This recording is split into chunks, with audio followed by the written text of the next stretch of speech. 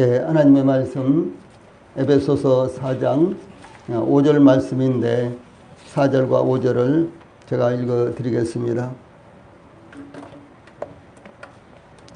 예, 하나님의 말씀 에베소서 4장 4절과 5절을 봉독을 해 드리겠습니다.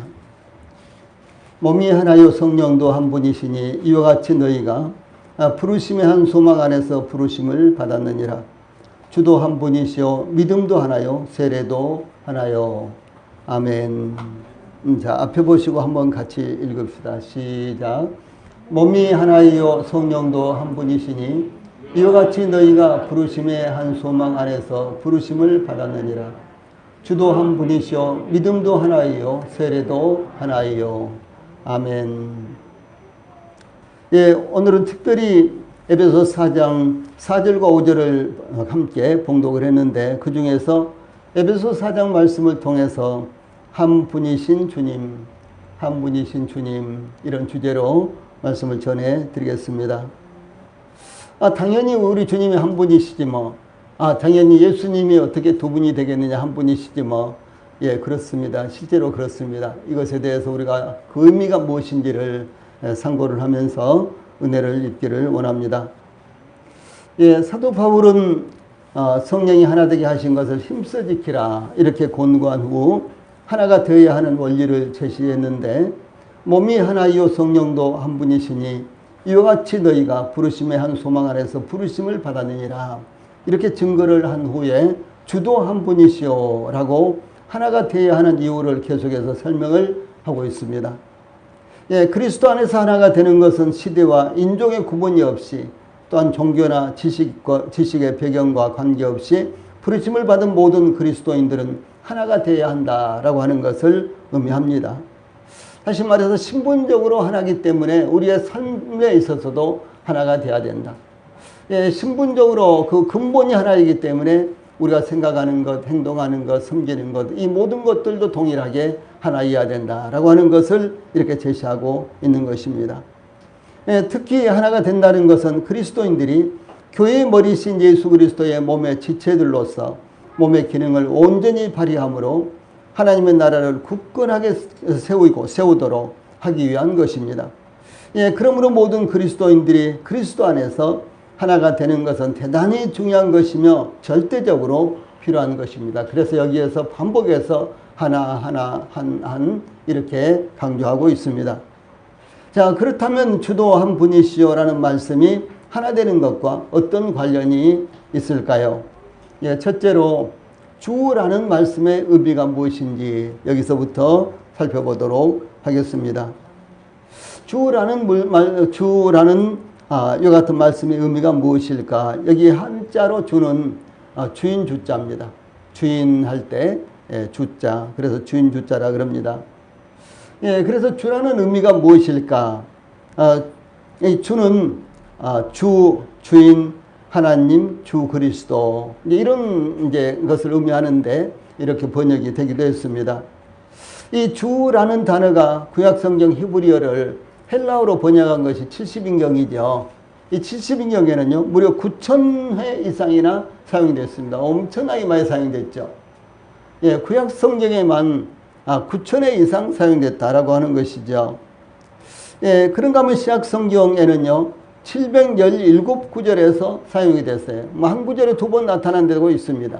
717구절에서 사용되었는데 성경에서 이와 같이 많이 사용된 것은 주라는 단어가 주인 혹은 주님 혹은 주인이라는 이 단어가요.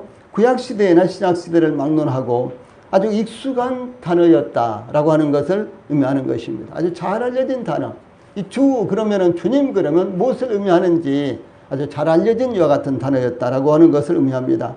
지금 누구나 듣거나 읽으면서 이해할 수 있는 단어였다라고 하는 것이죠. 그래서 우리 성도들도 주님 그러면 다 이해가 되지 않습니까? 그런데 이 속에 담겨져 있는 깊은 의미를 한번 상고해 보자라고 하는 것입니다. 그래서 주라는 이 단어가 사용된 그 용례를 살펴보면요. 노예를 소유한 주인, 이제 상전으로 이렇게 상전으로 우리말 성경에는요. 상전으로 이렇게 번역이 많이 됐는데 실제로는 주라는 단어하고 똑같습니다. 원본은요. 그런데 이제 우리말로 번역을 하면서 상전이라고 이렇게 번역을 많이 했는데 여기에 사용이 됐고요. 이렇게 많은 구절에서 나타납니다. 또 주인, 노예는 이 주인을 주라고 불렀습니다. 그래서 사도 베드로가 주여 뭐 이렇게 이제 예수님을 부르잖아요. 그러면은 이제 사도 베드로는 이제 단지 그냥 형식적으로 예수님을 주님 혹은 주여 이렇게 부르는 것이 아니라 나는 당신의 노예와 같습니다. 나는 당신의 종입니다. 이런 의미가 그 속에 담겨져 있다는 것이죠. 그래서 이 노예는 주인을 주라고 불렀습니다. 예, 무엇보다도 하나님을 주라고 부르는 것이요. 구약 성경에 아주 많이 나타납니다. 예, 특히 여호와를 주라고도 불렀고요. 그래서 번역을 할 때 히브리어 구약 성경을 이제 영어로 번역을 한다든가 내지는 또 다른 말로 번역을 할 때 여호와가 나오면은 주라고 이렇게 번역을 했는데 그것이 아도나이라는 단어입니다. 그래서 여호와라는 단어를 주라고도 이렇게 번역을 하기도 했습니다. 예수님께서 기도하실 때 마태복음 11장 25절, 누가복음 10장 21절에서 똑같은 말씀이 나오는데 천지의 주제이신 아버지여, 이렇게 예수님이 기도를 시작하는 내용이 나옵니다. 천지의 주제이신 아버지여, 이렇게 나오는데요. 여기에 주제이신 아버지여, 이 주제이신 아버지여, 이 말씀에요, 주라는 말이 담겨져 있습니다. 우리말 성경에는 그렇게 번역이 안 되어 있죠. 그래서 여기 영어로 되어 있는 거, O Father, Lord 그랬잖아요. 이 로드가 주예요. 끝에 나온 로드가요. 예, 그래서 이렇게 하나님을 부르실 때 예수님께서도 주라고 이렇게 사용을 했습니다. 예, 이와 같이 하나님을 주라고 부르며 고백하며 인정하는 것은 하늘과 땅의 모든 권세를 이 소유하신 이 만유의 주로 인정하는 것으로 이렇게 나타나는 것입니다. 또한 하나님을 유일하신 통치자, 즉 만왕의 왕으로 인정하고 고백하는 호칭입니다. 또한 하나님은 창조주이시며 만물의 주인이신 것을 인정할 때도 이 단어를 사용했습니다.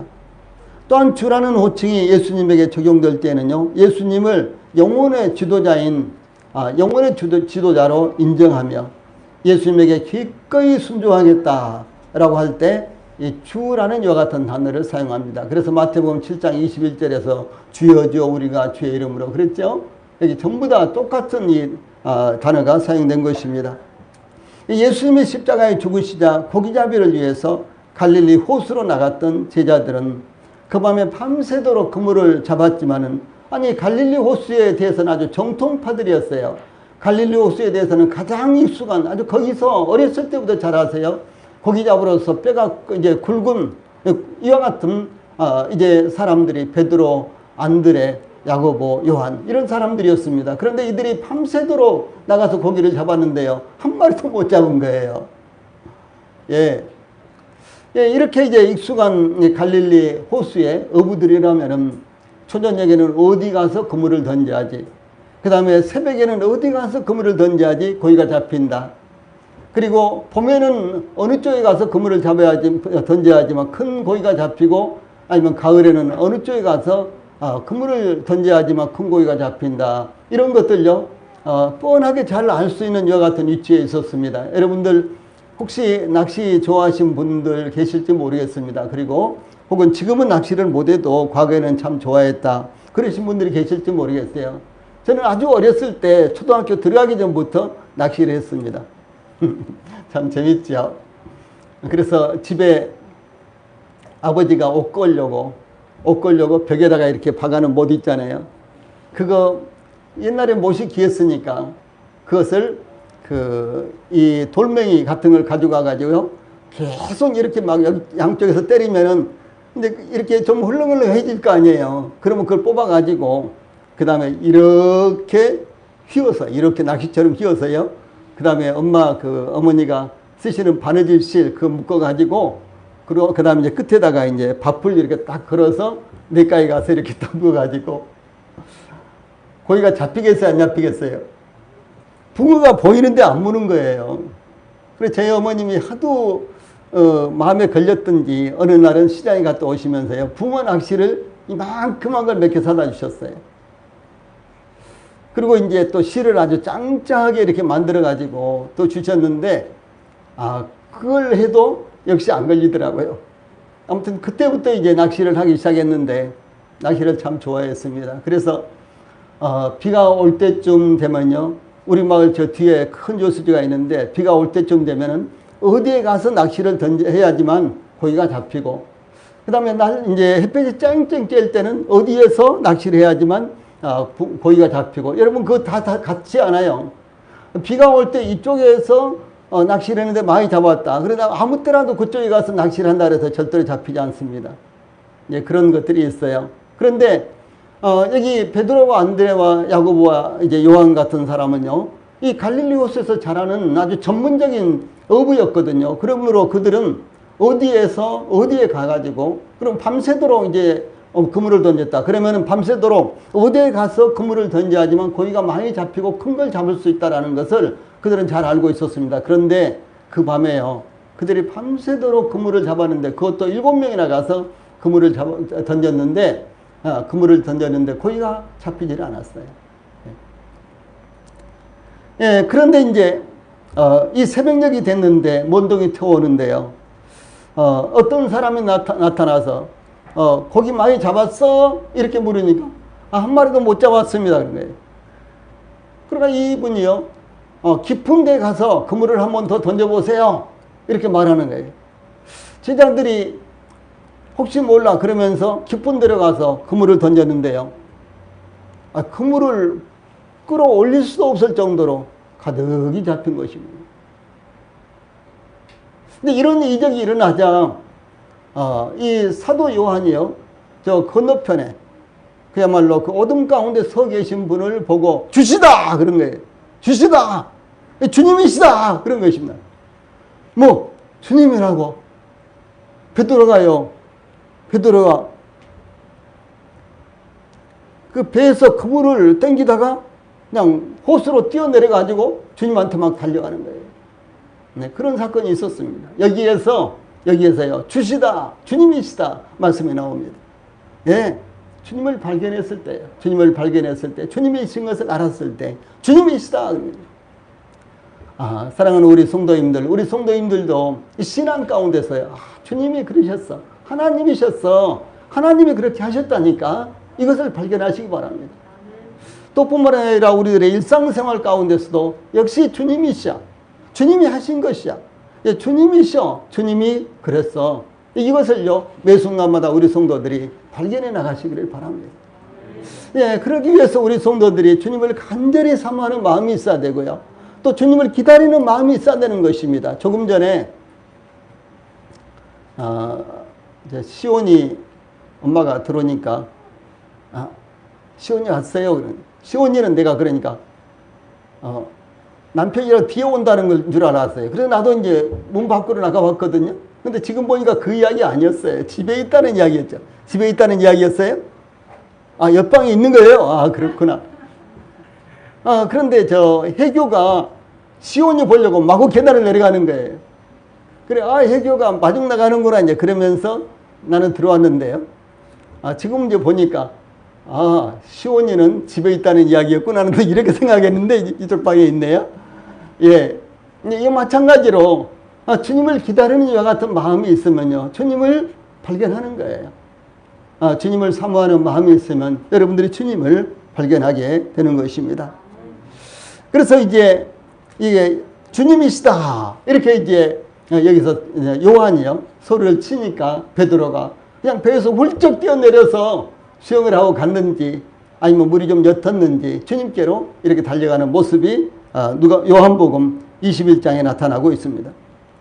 이 초대교회 신앙의 신앙 고백이 무엇인 거는 예수는 주이시다, 이것이에요. 이 초대교회 신앙 고백, 예수는 주님이시다 그래요. 대부분요, 예수는 나사렛 사람이야, 이렇게 이제 끝났습니다, 유대인들은요.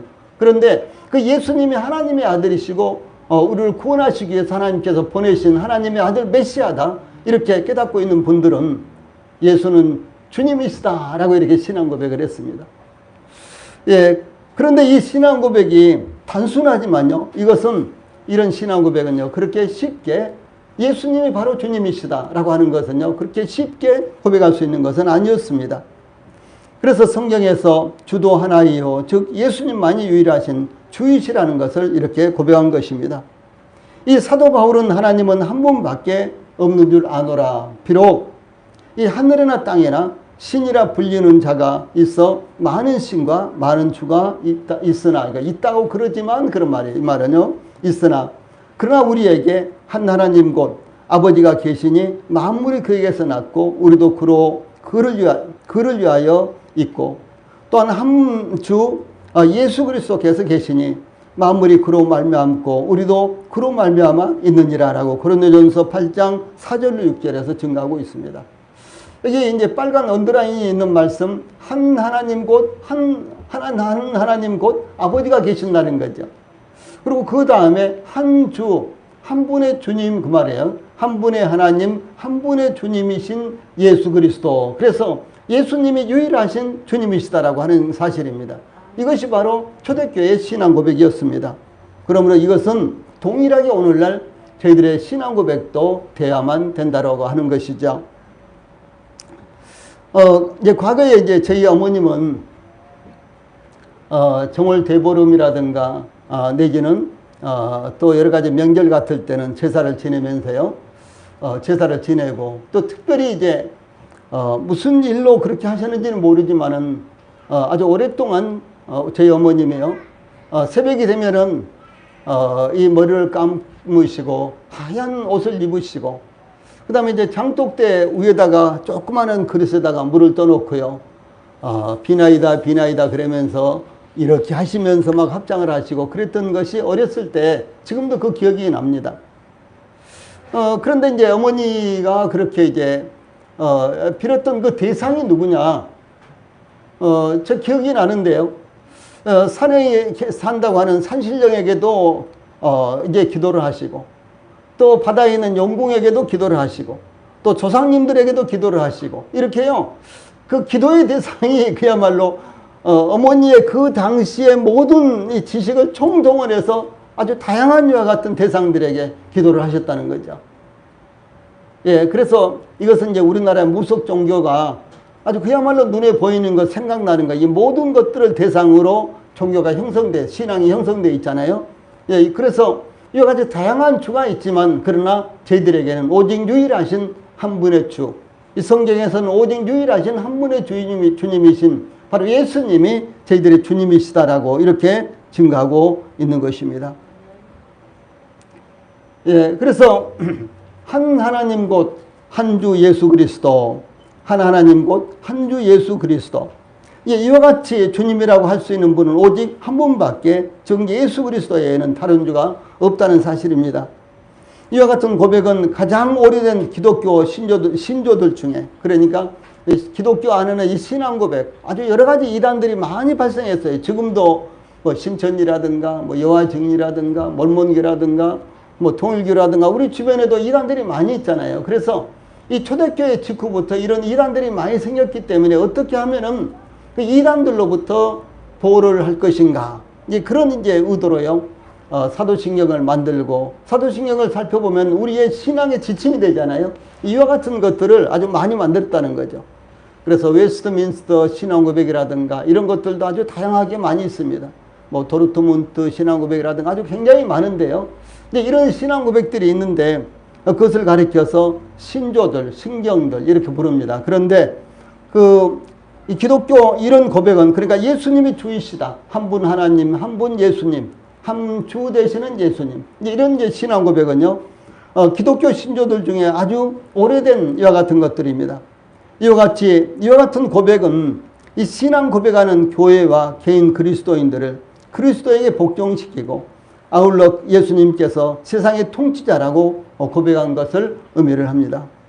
자, 그렇다면 예수님이 어떻게 주가 되실 수 있었을까요? 자, 예수님이 이제 우리는 주님이라고 이렇게 하는데 왜 예수님이 주님이시냐는 거죠. 예. 예수님께서 베들레헴에서 태어나셨을 때 천사들이 목자들에게 제일 먼저 이 소식을 전했는데 누가복음 2장 10절로 11절에 이렇게 전합니다. 두려워하지 말라. 보라, 내가 온 백성에게 미칠 큰 기쁨의 좋은 소식을 너희에게 전하노라. 오늘 다윗의 동네에 너희를 위하여 구주가 나셨으니 곧 그리스도 주시니라. 구주가 나셨으니 곧 주시다 라는 말씀이 이렇게 선포가 됩니다.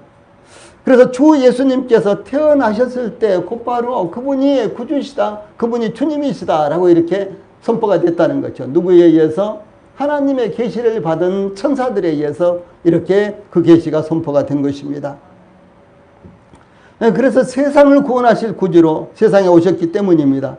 이와 같이 하나님께서 예수님을 세상의 구주로서 보내셨기 때문입니다. 그래서 요한복음 4장 42절, 요한일서 4장 14절 이 두 구절에 유일하게 세상의 구주라는 말씀이 나옵니다.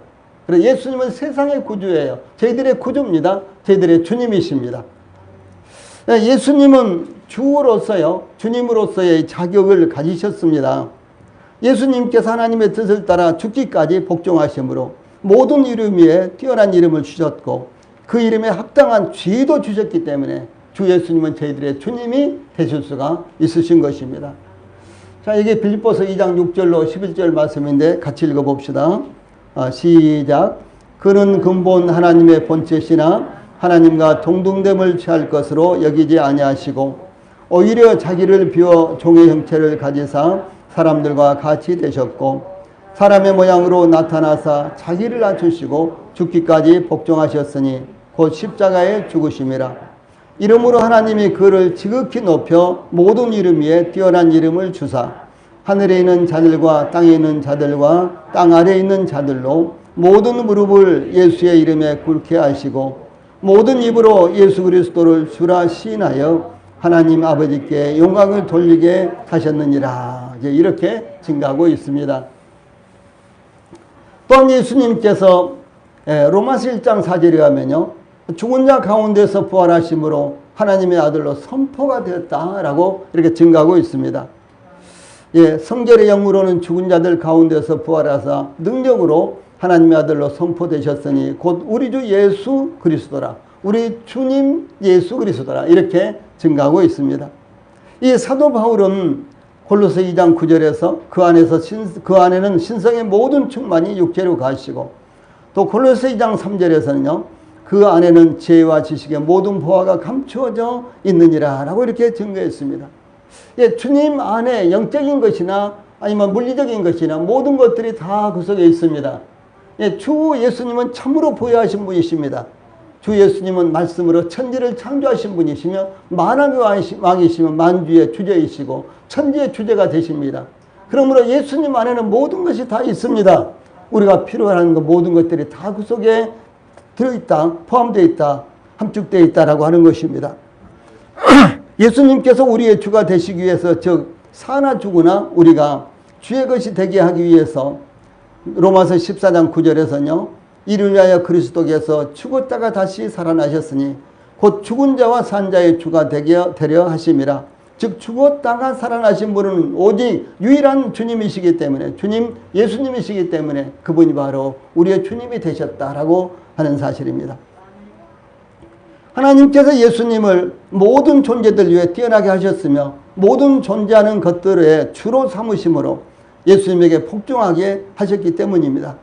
그래서 에베소 1장 20절로 22절에 보면 그의 능력이 그리스도 안에서 역사하사 죽은 자들 가운데서 다시 살리시고 하늘에서 자기의 오른편에 앉히사 모든 통치와 권세와 능력과 주권과 이 세상뿐 아니라 오는 세상에 일컫는 모든 이름 위에 뛰어나게 하시고 또 만물을 그의 발 아래에 복종하게 하시고 그를 만물 위에 교회의 머리로 삼으셨느니라. 이렇게 증가하고 있습니다. 그래서 예수님이 바로 우리의 주님이 되신 거예요. 예, 하나님께서 예수님을 세상의 모든 왕들을 통치하시는 만왕의 왕이요 만주의 주로 삼으셨기 때문입니다. 요한계시록 1장 5절에는 또 충성된 증인으로 죽은 자들 가운데서 먼저 나시고 땅의 임금들의 머리가 되신 예수 그리스도라고 이렇게 증거하고 있습니다. 예, 이와 같이 예수님은 완전한 주이시며 구주로 오셨습니다. 그러므로 사도 바울은 우리가 그를 전파하는 것이 아니라 오직 그리스도 예수의 주 되신 것 고린도서 4장 5절 예, 우리가 우리 자신들을 전파하는 것이 아니라 예수 그리스도가 주님이신 것을 전파하는 것이 사도 바울의 전도였다라고 하는 사실입니다. 즉 예수 그리스도가 우리의 주님이시라는 것을 전파했습니다. 이와 같이 복음의 주제는 예수가 주이시다, 예수가 주님이시다. 이것이 복음의 내용이에요. 예, 복음 어렵게 생각하지 마세요. 복음은요, 바로 예수님이 주님이십니다. 예수님을 나의 참된 주님으로, 나의 참된 주인으로 받아들이는 것이 구원이에요. 어떤 측면에서는 예수님께서 나의 죄 때문에 십자가에서 죽으시고, 이제 죽으시고 부활하심으로 나의 모든 죄가 다 깨끗하게 됐습니다. 내가 이것을 믿습니다. 사실은 이거 가지고 정말 구원이라고 할 수 있을까? 이건 의심의 여지가 있는 것입니다. 그래서 중요한 것은 주 예수님이 나의 주인이시다. 나의 주권이 바로 주님에게 있다. 이것을 받아들였을 때요. 이것을 받아들였을 때 진짜 그 사람은 구원받았다고 말할 수가 있는 것입니다. 예, 우리의 주권이 바로 주 예수님에게 있다라고 하는 것입니다. 예, 그러면 우리도 예수님이 우리의 주이시라는 것을 인정하고 받아들입니까? 이것이 참 중요하다는 거죠. 우리도 주 예수님이 나의 주님이시다, 나의 주인이시다는 것을 우리도 인정하고 받아들이냐라고 하는 것입니다. 나의 생각이나 우리의 생각이 아니라 세상의 흐름이나 세상이 원하는 것이 아니라 우리의 주이신 예수님의 뜻을 따라서 우리가 생각을 하고 순종하느냐. 여기에 예수와 노예에 따라서요, 여기에 결과가 달려있는 것입니다. 예, 두 번째로 한 분이신 주님과 신자들과의 관계가 어떤 것인가, 이런 부분에 대해서 생각해 보겠습니다. 예, 주도 한 분이시오, 이런 말씀이 나왔죠. 주도 한 분이시오. 이런 말씀은 이 초대교회 신앙 고백이었다라고 하는 것을 상고했는데, 이것이 성경에 이렇게 많이 나옵니다. 로마서 10장 9절에는 내가 만일 내 입으로 예수를 주로 시인하며, 뭐라고요? 예수를 주로 시인하며, 또 그를 죽은 자 가운데서 달리 살리신 것을 내 마음에 믿으면 구원을 얻으리니. 그러니까 예수님이 주님이시라는 것을 우리 마음에 믿으면 구원을 받는다. 이렇게 증거되고 있습니다. 그 외에도 로마서 14장 8절 9절 고린도전서 8장 6절 등등에 이렇게 계속해서 나와 있습니다. 즉 예수 그리스도의 주권을 인정하고 주를 따르고 순종하며 복종하겠다는 것을 고백하는 것이 신앙 고백이다라고 하는 것입니다. 이것은 지식으로만 아는 것으로 그치는 것이 아닙니다. 머리만 끄덕끄덕 하는 것을 의미하지 않습니다. 마음에 받아들여지고, 그 마음에 받아들여지고 믿습니다가 아니라 마음에 믿어지고, 그런 말씀이죠. 이 삶을 통해서 나타나는 것을 의미합니다. 이 기독교 역사 가운데 박해를 보면요, 계속해서 지금까지 박해가 이루어져 있습니다. 그 중에서 몇 가지만 살펴보면요, 이 로마에서 일어난 최초의 박해는 네로 황제 때, 네로 황제가 이제 통치할 때, 그때가 대략 AD 64년경인데 이때 최초의 박해가 일어났습니다. 이 공식적으로 최초의 박해. 물론 이제 예수님이 활동하실 때도 박해가 있었잖아요. 그런데 그거 말고 이 로마에서 공식적으로 박해가 시작될 때는요, 네로에 의한 박해였습니다. 예, 그때 이제 기독교인들은 로마시의 방화에 누명을 쓰고 희생됐는데, 바로 베드로와 이제 대표적으로 베드로와 바울과 베드로가 순교를 당했습니다. 예, 두 번째 박해는 도미티안 황제에 의한 것이었는데 AD 90년에서 96년경이었습니다. 그런데 로마의 클레멘트라는 이와 같은 이제 이 사도 바울의 제자가 순교를 당하였고, 또 사도 요한의 제자가 순교당했고요. 그리고 사도 요한은 반모섬으로 유배되는 이와 같은 일들, 그리고 많은 기독교인들이 죽음을 당하는 이런 순교 시대가 있었습니다. 이 세 번째 박해는 트라이안 황제 시대였는데, 기독교인들이 발견되기만 하면 처벌을 당했습니다. 예, 그때 이그나시우스라는 아주 유명한 이와 같은 교부, 이분이 순교를 당했고, 그 다음에 시므온, 소지무스, 루푸스 등이 순교를 당했습니다. 이 네 번째 박해는 이 하드리안 황제 때 있었는데요. 텔레스포루스가 순교를 당했는데, 그 외에도 이 4세기까지 줄곧 계속해서, 그러니까 콘스탄틴 황제가 기독교를 공인할 때까지 계속해서 순교가 이어졌고요. 이 박해가 이어졌고 이루 헤아릴 수 없이 많은 사람들이 순교를 당했습니다. 그런데 기독교를 박해하던 황제들은 기독교를 박해하던 대부분의 황제들은요, 가이사는 주님이시다라고 이렇게 고백하도록 강요를 했어요. 예, 가이사가 그러니까 로마의 황제가 주님이시다, 이렇게 이제 강요를 했습니다. 이것이 신앙 고백이었습니다. 가이사에 대한 신앙 고백이었습니다. 그래서 이 기독교를 박해했던 황제들은 대부분 자신을 신이라고 주장하고 가이사는 주이시다라고 이렇게 고백하게 했습니다. 그러나 기독교인들은 그렇게 할 수가 없었죠. 예, 그럼 가이사는 주이시다 이렇게 하면 생명을 구할 수 있지만 그렇게 할 수가 없었습니다.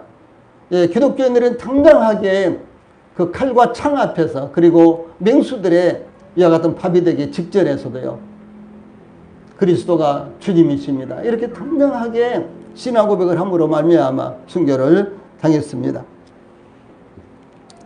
그래서 기독교인들에게 있어서 주는 오직 예수 그리스도 외에는 없었습니다. 예, 그러므로 사도 바울은 내가 만일 내 입으로 예수를 주로 시인하며 또 하나님께서 그를 죽은 자 가운데서 살리신 것을 내 마음에 믿으면 구원을 받으리라, 이렇게 증거했는데, 이 말씀은 우리가 암송해 가지고 이렇게 고백할 수 있지만 바로 로마의 박해 시대에는 그렇게 고백한다는 것이요, 목숨을 건 고백이었다는 사실이죠.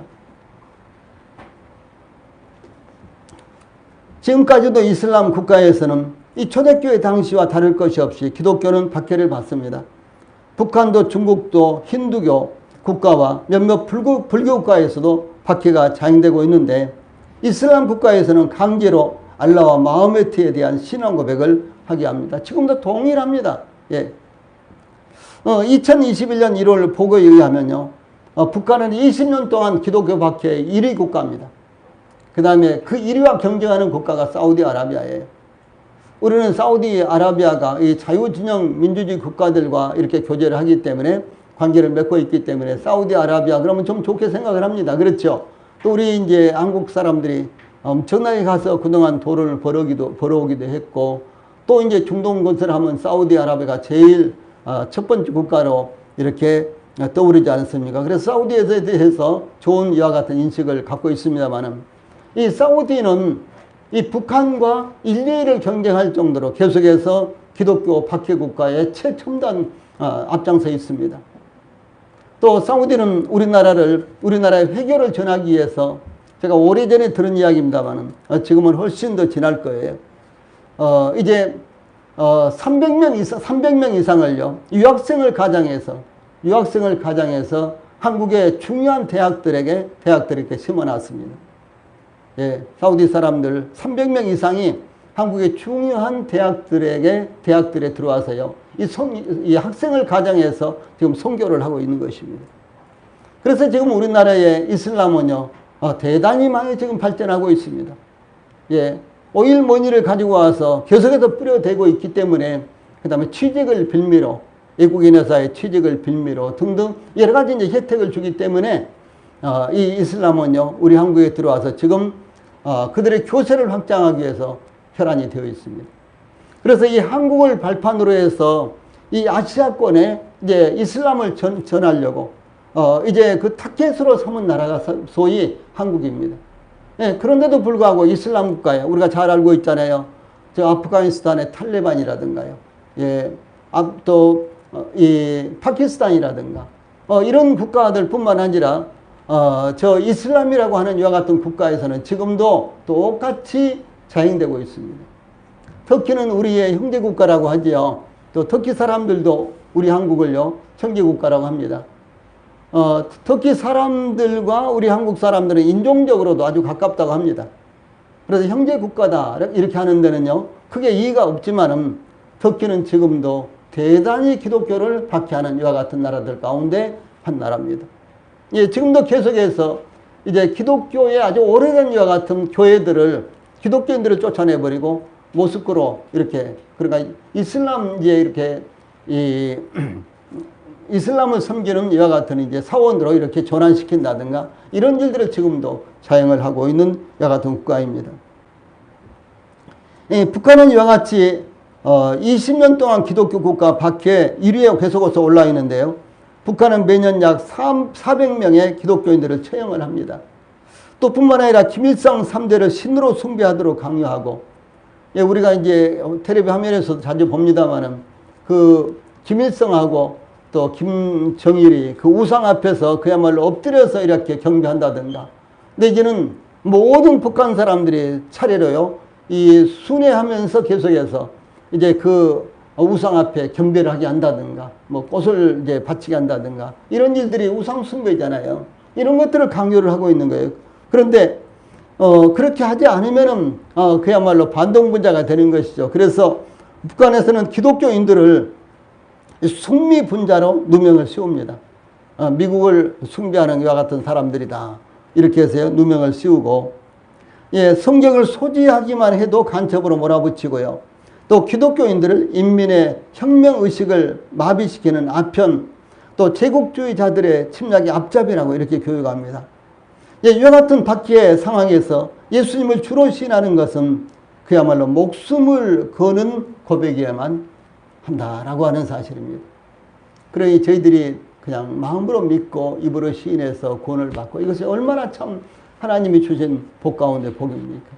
근데 이것을 복으로만 생각하지 말고 정말 우리도 실제로 그런 박해를 받지 않더라도 그런 박해를 받는 이와 같은 정신으로 우리의 신앙을 삼아야만 되는 것입니다. 초대교회 시대부터 지금까지 박해가 자행되는 곳에서는 예수는 주이시다 라는 고백 때문에 목숨을 걸어야 하는 것입니다. 예수 그리스도는 우리의 주님으로서 유일한 주님 분이십니다. 주님과 같은 분은 과거에도 없었으며, 예수님과 같은 분은 과거에도 없었으며 지금도 없으며 앞으로도 없을 것입니다. 주 예수님께서 다시 세상에 오실 때까지 예수님과 같은 분은 절대로 있을 수가 없습니다. 예수 그리스도만이 유일하신 주님이십니다. 그러므로 그리스도인들은 어떤 상황 가운데서도 오직 예수님만 바라봐야 됩니다. 예수님 외에 그 무엇이나 어떤 사람이라도 우리 마음을 차지해서는 안 된다라고 하는 것입니다. 자, 그러면 예수님은 어떤 분이시기에 우리의 주님이실까요? 이 사도 요한은 예수님의 근본에 대해서 이렇게 증가하고 있습니다. 위에 빨간 박스에 있는 말씀 같이 한번 읽어봅시다. 시작. 태초에 말씀이 계시니라. 이 말씀이 하나님과 함께 계셨으니 이 말씀은 곧 하나님이시니라. 그가 태초에 하나님과 함께 계셨고 만물이 그로 말미암아 지은 바 되었으니 지은 것이 하나도 그가 없이는 된 것이 없느니라. 그 안에 생명이 있었으니 이 생명은 사람들의 빛이라. 요한복음 1장 1절로 4절 말씀입니다. 이어서 사도 요한은요, 요한복음 1장 14절에서 말씀이 육신이 되어 우리 가운데 거하심에 우리가 그의 영광을 보니 아버지의 독생자의 영광이요 은혜와 진리가 충만하더라라고 이렇게 증가하고 있습니다. 즉 영원하신 하나님이시며 만물을 창조하셨으며 생명의 근원이신 하나님, 우리를 구원하시기 위해서 성육신하셔서 이 땅에 오신 분이 바로 예수님이다라고 하는 것입니다. 그러므로 그분이 우리의 주님이 되신 거예요. 또한 하나님께서 그 아들 예수님을 세상에 보내신 목적에 대해서 요한복음 3장 17절에서 하나님이 그 아들을 세상에 보내신 것은 세상을 심판하려 하심이 아니요 그로 말미암아 세상의 구원을 받게 하려 하심이라, 이렇게 증가하고 있습니다. 예수님께서 하나님의 뜻을 이루시기 위해 십자가에 못 박혀 죽음을 당하심으로 이 구속을 완성하셨습니다. 예수님께서 십자가에 못 박혀 죽음을 당하실 때 다 이뤘다 라고 이렇게 선언하셨습니다. 그러므로 사도 바울은요, 로마서 3장 24절에서 우리가 그리스도 예수 안에 있는 속량으로 말미암아 하나님의 은혜로 값없이 의롭다 하심을 얻은 자 되었느니라, 이렇게 증거하고 있습니다. 그러므로 예수님은 우리의 주님이 되신 것입니다. 자, 여기 아래에 있는 말씀 중간부터 그리스도 예수 안에, 거기서부터 같이 한번 읽읍시다. 시작. 그리스도 예수 안에 있는 속량으로 말미암아 하나님의 은혜로 값없이 의롭다 하심을 얻은 자 되었느니라. 값없이 의롭다 하심을 얻었다. 뭐 때문에? 그리스도 예수 안에 있는 구속 속량으로 말미암아. 이 속량이라는 것은 우리의 죄값을 십자가에서 지불하신 것을 속량 혹은 구속이라고 이렇게 말합니다. 그것 때문에 우리가 값없이 은혜로 의롭다함을 하나님 앞에서 우리가 죄 사함을 받았다라고 이렇게 증거하고 있습니다. 또 히브리서 기자는 이렇게 증거하고 있어요. 옛적의 선지자들을 통하여 여러 부분과 여러 모양으로 우리 조상들에게 말씀하신 하나님이 이 모든 날 마지막에는 아들을 통하여 우리에게 말씀하셨으니 이 아들을 만유의 상속자로 세우시고 또 그로 말미암아 모든 세계를 지으셨느니라. 이는 하나님의 영광의 광채시오 그 본체의 형상이시라. 그의 능력의 말씀으로 만물을 붙으시며 죄를 정결하게 하는 일을 하시고 높은 곳에 계신 지극히 크신 이의 우편에 앉으셨느니라. 이렇게 증거했습니다. 또 히브리서 10장 10절에서는 이 뜻을 따라 예수 그리스도의 몸을 단번에 들이심으로 말미암아 우리가 거룩함을 얻었노라. 이렇게 선언합니다. 예수님께서 십자가에서 이루가신 구속으로 인해서 우리는 죄사함 받고 구원받았습니다. 우리는 예수님에 의해 죄로부터 구원받았으며 세상으로부터 구원받았고 죄의 형벌로부터 구원받았습니다. 또한 영원한 적의 심판으로부터 구출받았습니다. 그러므로 주 예수님만이 우리의 믿음의 대상이죠. 주 예수님만이 우리의 주님이십니다. 주 예수님 외에는 다른 주가 없다라고 하는 사실입니다. 자, 세 번째로 그러면은 유일하신 주 예수님께서 하신 사역은 무엇인가? 지금도 말씀을 드렸습니다만 좀 더 구체적으로 참고해 보도록 하겠습니다. 주도 한 분이시오. 이것은요, 주 예수님의 사역에서의 유일성을 의미합니다. 그러니까 다른 누구도 이와 같은 사역을 할 수 없었다. 오직 주 예수님만이 이와 같은 사역을 하실 수 하셨다라고 하는 사실입니다.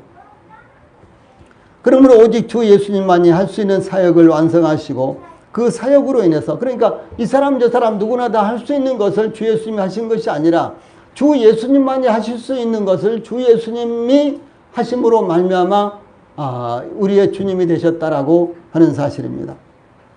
십자가에 못 박혀 죽으신 분이 주 예수님이십니다. 이와 같이 예수님의 사역은 유일하고 독특한 것입니다. 그러므로 우리를 구원하신 구주는 오직 한 분이십니다. 이것은 기독교가 다른 종교와 다른 유일한 점이다라고 하는 사실입니다. 대부분의 종교는 비슷비슷합니다. 이슬람이라든가 힌두교라든가 내지는 불교라든가 이런 종교들이 거의 다 비슷비슷합니다. 왜냐하면 이 모든 것들은 인간의 이 영구 사색으로부터 만들어진 것이고 기독교는 하나님의 계시에 의해서 시작된 종교가 기독교입니다. 그러니까 근본적으로 달라요. 그렇게 기독교를 제외하고는요 모두 다 사람으로부터 나왔습니다.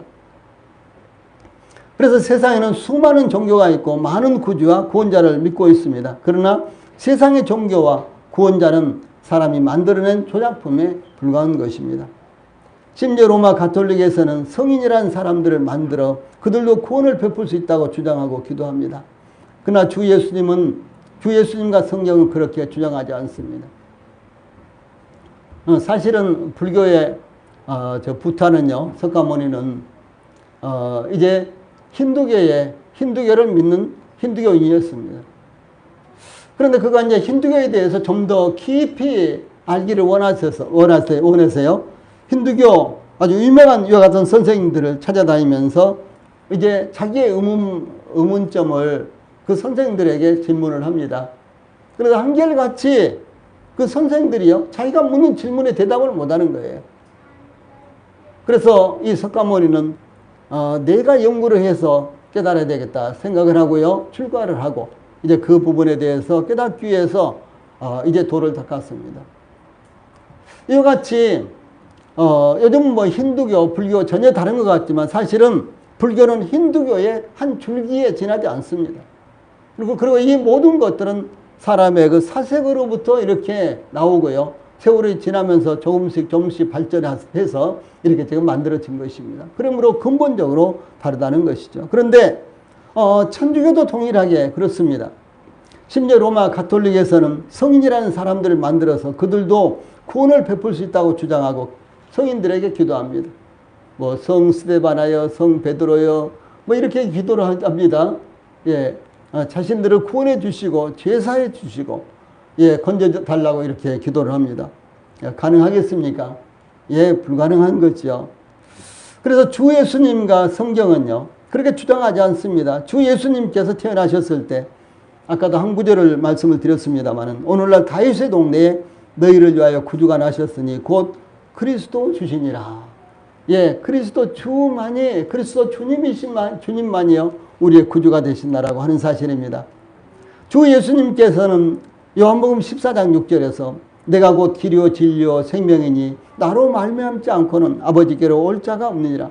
나로 인하지 않고서는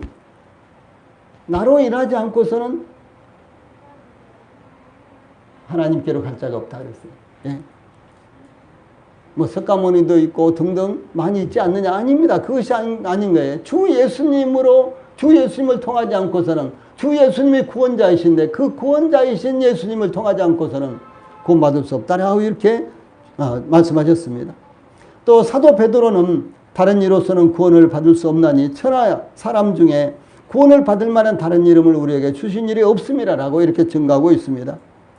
예, 이방인인 고넬료의 가정에서 사도 바울이 복음을 전할 때요, 사도 베드로가 복음을 전할 때 저에 대하여 모든 선자도 증거하되, 저에 대하여, 예수님에 대하여 모든 선자도 증거하되 저를 믿는 사람들이, 예수님을 믿는 사람들이 다 그 이름을 힘입어 죄사함을 받는다 하였느니라. 사도행전 10장 43절에 이렇게 증거하고 있습니다. 이 사도 바울도 하나님은 한 분이시요 또 하나님과 사람 사이의 중보도 한 분이시니 곧 사람이신 그리스도 예수라.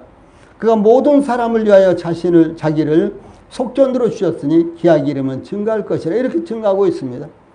그래서 이 구원의 길에는 오직 하나의 길만 있다는 것을 강조하는데, 오직 유일하신 중보자는 예수 그리스도이십니다.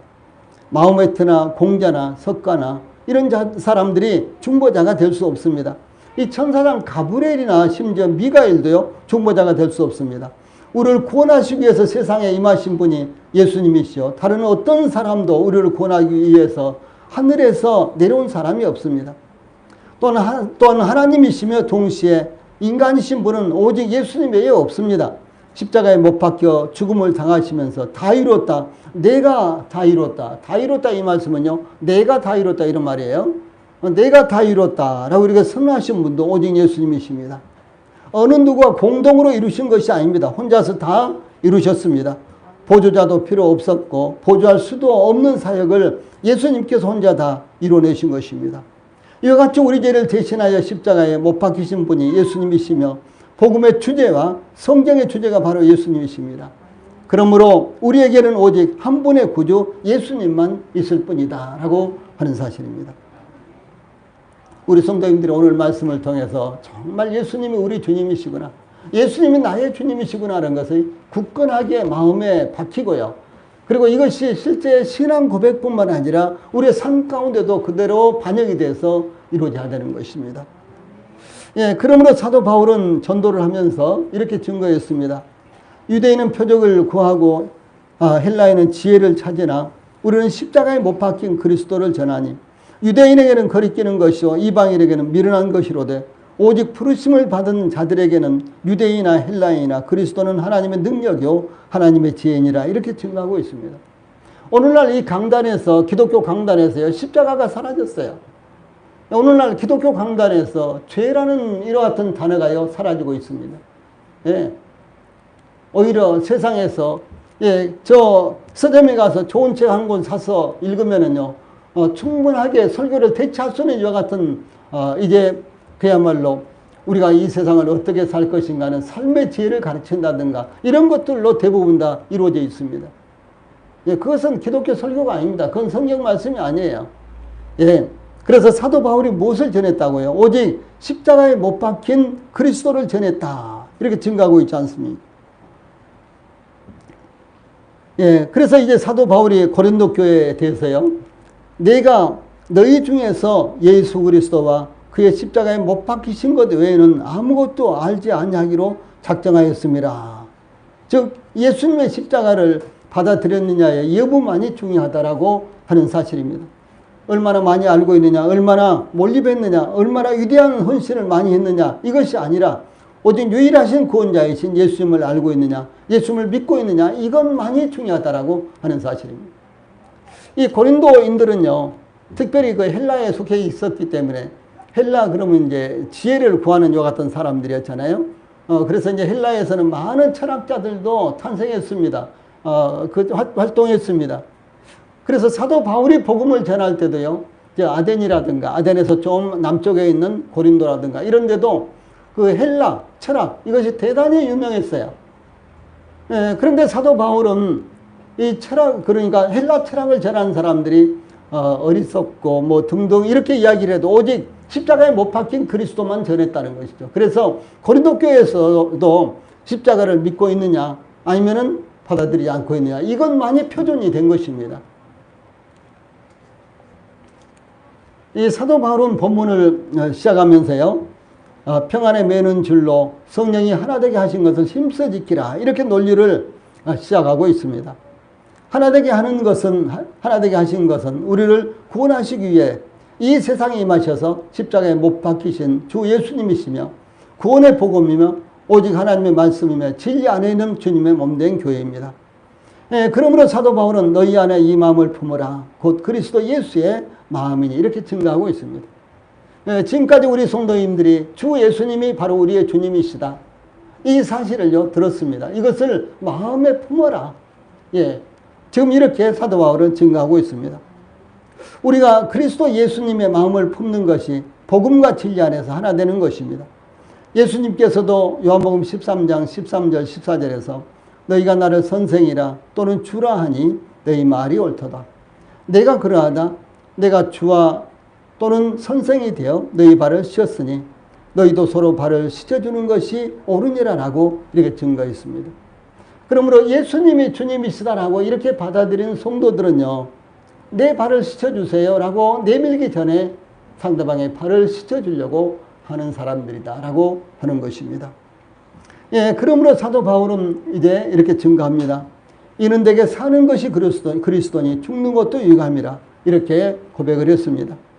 그리스도가 생명의 주인이십니다. 그러므로 그 안에 거하는 삶이 가장 아름답고 위대하며 보람차며 열매 맺는 것입니다.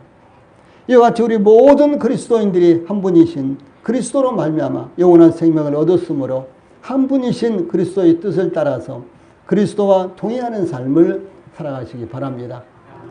그것이 우리의 주님은 한 분 그리스도이십니다. 예수님이십니다. 그 고백과 고백에 대한 것입니다.